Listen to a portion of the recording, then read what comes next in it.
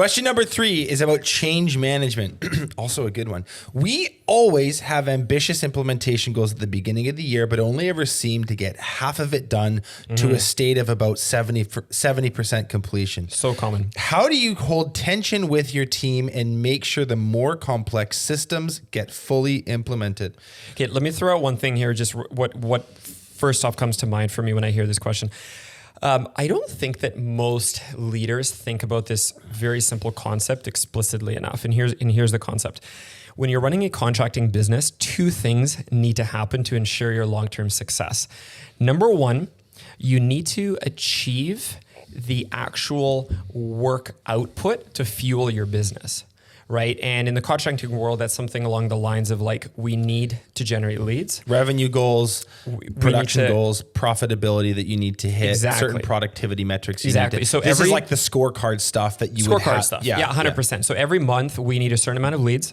We need to complete a certain number of estimates. We need to book a certain number of jobs. We need to produce a certain amount of production hours, a certain amount of gross profit dollars, all this kind of stuff. Right. Those are like the hockey card stats. Every month, every quarter, every year. Completely separately, like total other side of the coin, for long-term success, we need to implement systems, structures, processes to make our business better. And if we lean on a one side too heavily for too long, it's not going to be good. If we are constantly just driving results, like we're driving marketing, we're driving sales, we're driving production, but we're not working on making our company better per se in its foundational structures and processes and people and everything, the steam is going to run out over time.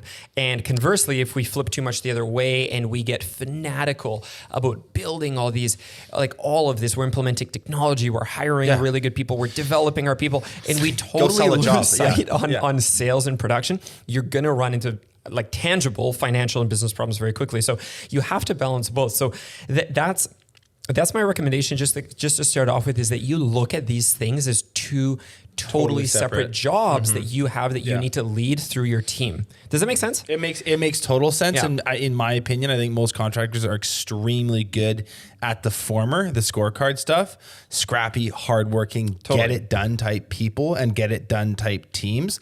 It's the latter. That's probably where this question comes from. It's a different skill set. That's literally why Breakthrough Academy exists, is why we do this podcast. It's like the implementation stuff is actually very, very difficult.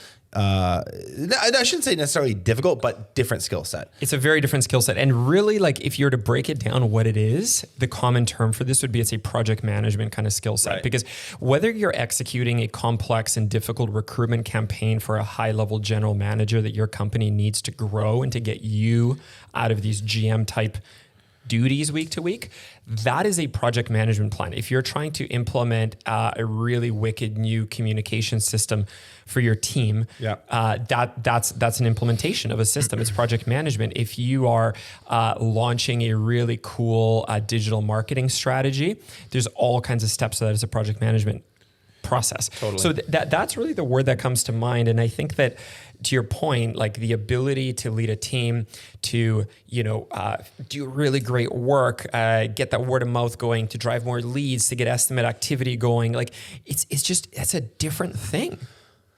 It's a totally different quadrant of your brain, and it's a muscle that needs to be developed. So what would be like, are there kind of core things that you would have someone focus on or learn about or read about to just maybe develop it? So here's the good news is I find that in this world that we're living in right now, we are full of content on good project management. Yeah. Proof to this is when you look at like the rise and the success and the side of certain project management software. Right. Like we internally use Asana, but there's a whole bunch of them, Trello, Monday.com. There's a whole bunch. Like they're becoming so popular. There's tons of content out there on this subject because people are realizing like this is really important stuff in business.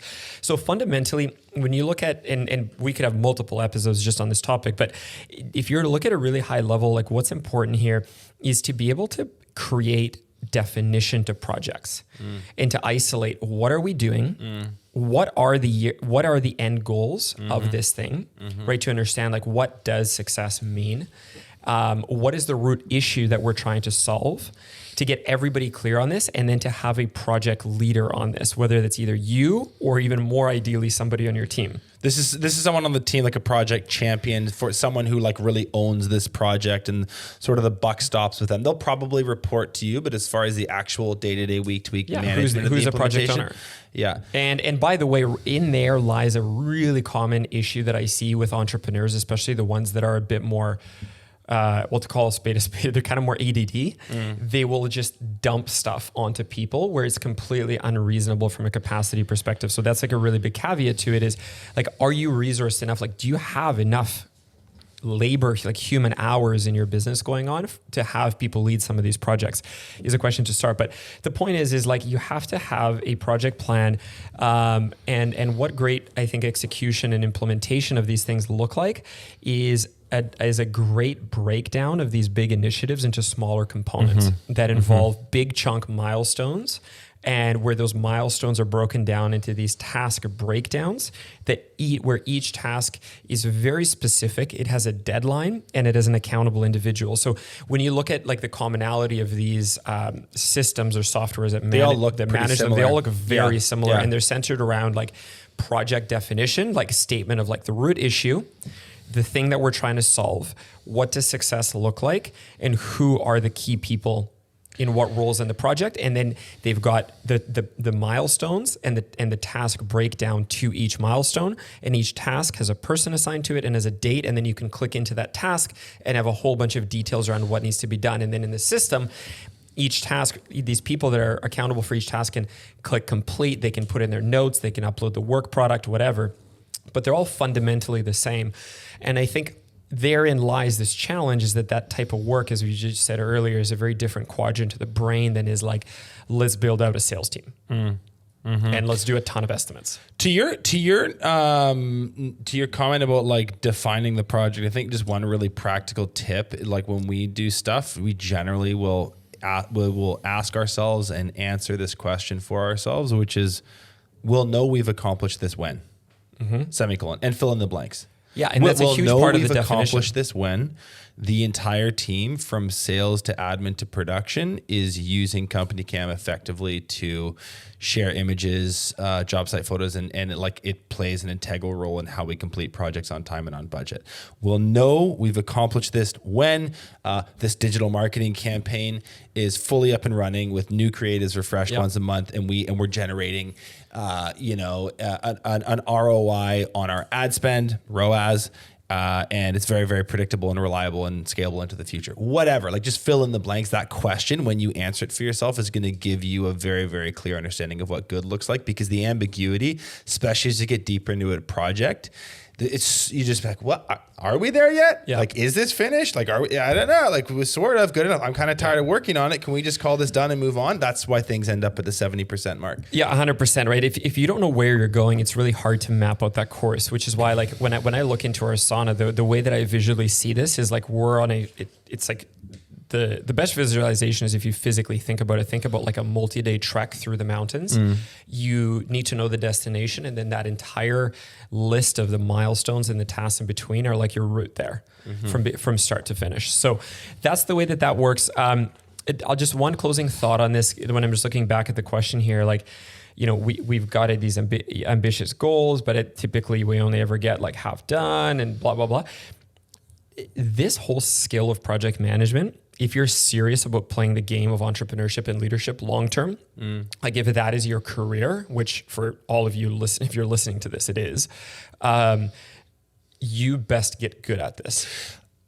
I wanted to add this thought on, which, and you just said it well, you need to get good at this. Here's something that I would not recommend doing is, don't labor under the delusion that you can hire this out super effectively. You could work with a company like Breakthrough Academy, which coaches you and gives you a huge amount of tools and supports the process. But if you think you're just going to hire, hey, I met this person, they're really, really good with spreadsheets, and they showed me this Asana thing, and I'm going to pay them, $70,000 a year, and they're going to come in and systemize my business. I have yet to see that work. Totally. We could debate the reasons that is. It would be a bit long-winded, but I won't. But it is a core competency for you to get good at. So get good at it. Don't just farm it out to someone and think it's going to work, because it won't. And you also will stunt your growth by doing that. So that's just a mistake agreed. We've seen happen so many times with members. 100%. So I just found someone, they're going to do this for me. No, they won't. It's your business, not theirs. 180%. Listen, if you like that clip, you can watch the full episode by clicking here. If you're not yet subscribed, you probably should be, and you can do that by clicking right here.